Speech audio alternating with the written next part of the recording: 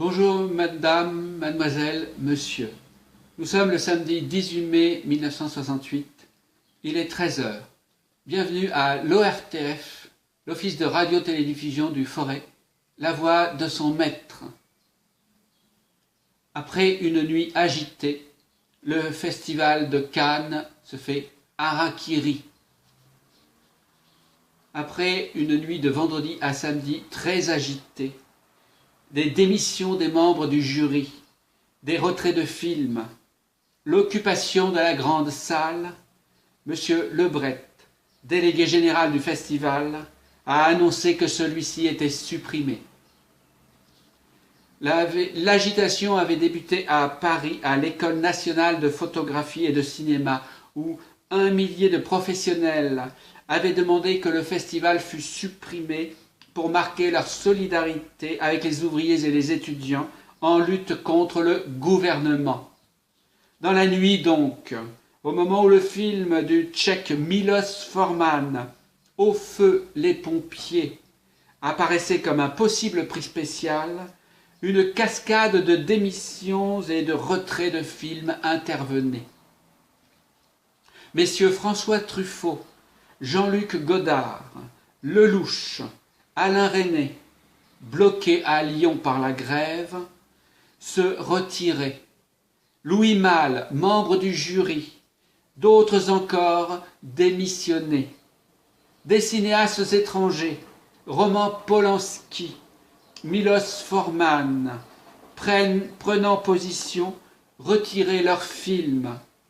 Enfin, la grande salle était occupée, comme l'Odéon, avec les mêmes conséquences. En effet, tandis que le jury constatait dans la villa de la Begum l'impossibilité de poursuivre sa tâche, la direction, après consultation, publiait ce communiqué en raison de la démission des 4 de ses membres par suite des événements actuels. Le jury déclare n'être plus en mesure d'exercer ses fonctions. En conséquence, le conseil d'administration du festival, constatant que les conditions nécessaires ne sont plus réunies, décide que la compétition est supprimée. Les projections prévues reprendront à partir de dimanche 19 mai, à moins que les producteurs et metteurs en scène ne s'opposent à la projection de leurs films. À Lyon, afflux au guichet des retraits à vue ce matin au centre des chèques postaux. À 9h30, les fonds étaient épuisés et il fallait faire apporter de l'argent. L'attente dépassait 1 heure. À la gare de Perrache, cette annonce lapidaire à la craie résumait la situation. Le trafic ferroviaire est entièrement paralysé jusqu'à nouvel avis.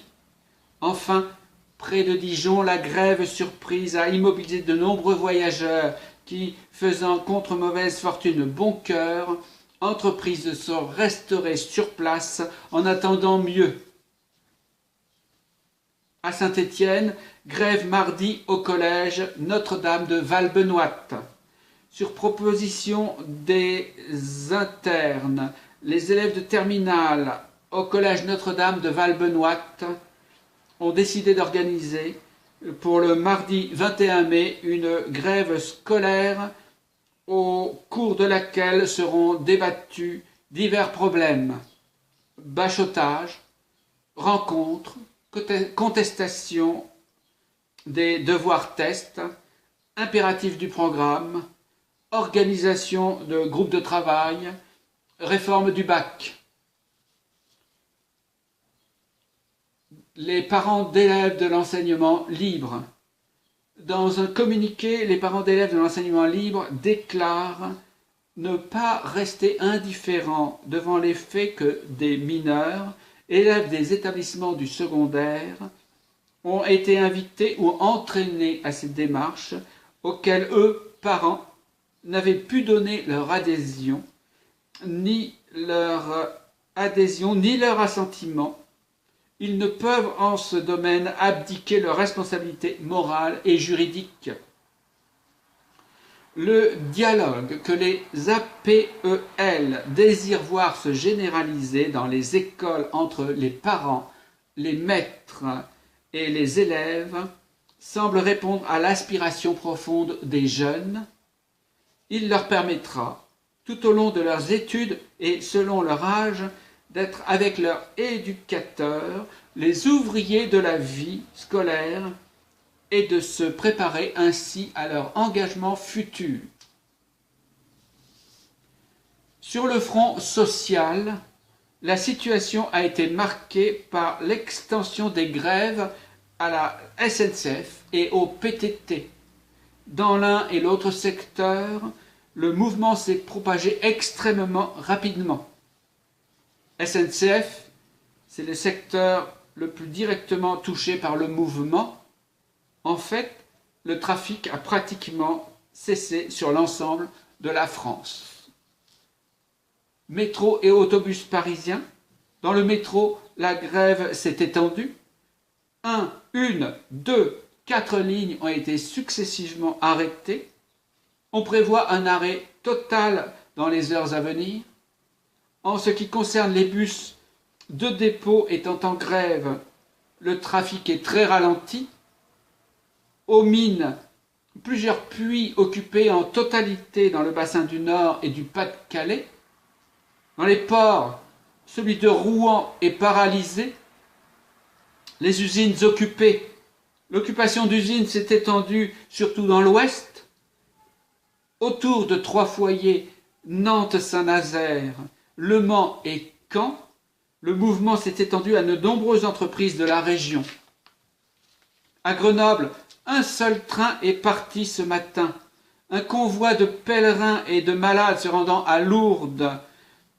Son acheminement n'était cependant assuré que jusqu'à Avignon.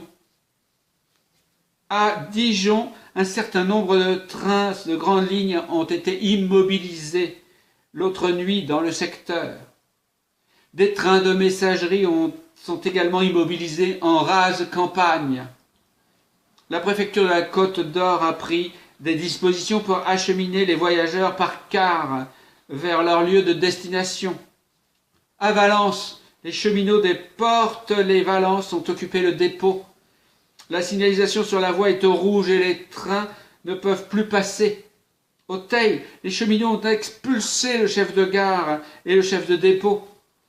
Depuis le début du mouvement, quelques trains de voyageurs ont été dirigés vers le sud par la rive droite du Rhône. Les cheminots de Roanne et de Saint-Étienne se sont mis en grève. Ils ont occupé les locaux ainsi que certains dépôts et le centre de télécommunication. Le trafic au départ de ces 2 gares a été totalement paralysé. Un comité de grève a été constitué. Il s'efforce d'assurer dans la mesure du possible l'acheminement des voyageurs bloqués par le mouvement.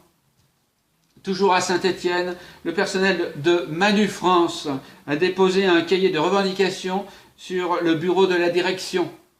À Saint-Priest-la-Prugne, le puits de la mine d'uranium du commissariat à l'énergie atomique sont occupés par les mineurs en grève. À Vichy, aucun train ne part de Vichy ou n'y transite. Il en est de même à Saint-Germain-des-Fossés. Cependant, le personnel local de la SNCF est en poste au puits. Pour la première fois, certainement dans l'histoire du syndicalisme en Haute-Loire, les ouvriers réparateurs de machines agricoles syndiqués à la SCFDT ont décidé une épreuve d'envergure. Une 60aine d'entre eux, appartenant aux établissements Chazal, Plantin, Combes, ont occupé les dépôts du matériel de Brive-Charensac, des établissements Chazal, dont le directeur, M. Gaston Chazal, est également président du syndicat des négociants. Les grévistes interdisent toute entrée et sortie de matériel et ont contraint leur direction à des emprunts de matériel d'exposition pour la foire Velay-Auvergne, inaugurée aujourd'hui au Puy. UDCGT, pas de mot d'ordre venu d'en haut. À 10 heures, à la Bourse du Travail de Saint-Étienne, M.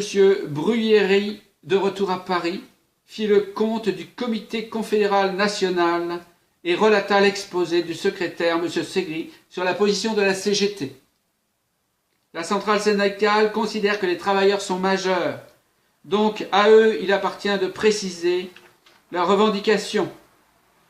L'Assemblée a noté la rapidité avec laquelle le mouvement avait été fait tache d'huile. C'est encore un des aspects positifs de la lutte ouvrière, souligne la CGT, qui estime par ailleurs que l'occupation des usines peut être un excellent moyen de faire céder le patronat. Si le gouvernement prétend vouloir tenir compte des aspirations des travailleurs, il a désormais l'occasion de témoigner de sa bonne volonté. Nous en profitons donc pour réclamer l'abrogation des ordonnances antisociales et la satisfaction de toutes les revendications que l'on a repoussées jusqu'alors. FO estime le mouvement propice pour faire aboutir les revendications posées depuis longtemps mais qui n'ont jamais reçu satisfaction. FO demande aux ouvriers de faire preuve d'initiative et de former leurs revendications, quels que soient leurs interlocuteurs. Par contre, elle les incite à s'opposer à toute tentative de politisation et à toute forme de provocation. Elle insiste pour le déclenchement d'une grève dans quelque branche que ce soit le fait d'une véritable consultation démocratique de la base. Elle souligne la nécessité du dialogue permanent appuyé par des actions efficaces. Elle rappelle que la force d'un mouvement dépend de son organisation dans le cadre d'un mouvement syndical.